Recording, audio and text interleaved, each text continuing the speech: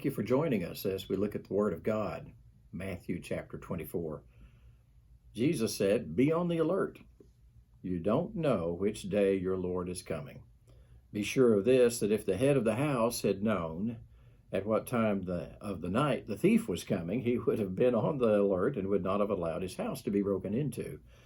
For this reason, you also must be ready, for the Son of Man is coming at an hour when you do not think he will." You know, we're prepared in the sense that we know as a believer that Jesus is coming for us.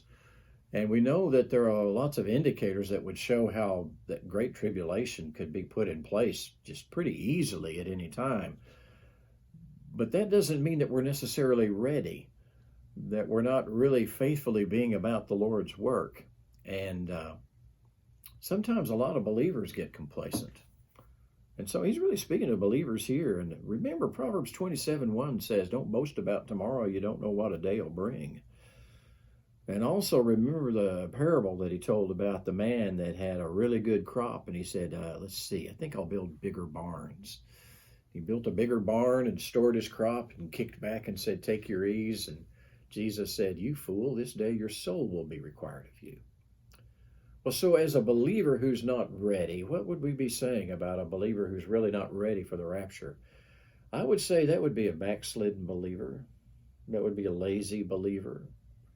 That would be a believer who's satisfied that he's saved, but he's really not interested in doing much. And he's thinking, someday I'll get serious about serving God. But you realize that when the rapture takes place, you're done. You don't get any more chances to serve God and lay up treasures in heaven. Whatever you've done up to that point, it's over. And by the way, if you're not a believer when the rapture happens, oh my, you really got a hard life in front of you. It might be a very short one. And you might be able to come to Christ and persevere to the end and still be living when Jesus comes back with his second coming. But why put up with something like that?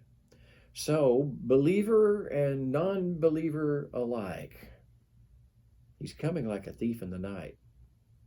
Are you ready? God bless you. All done.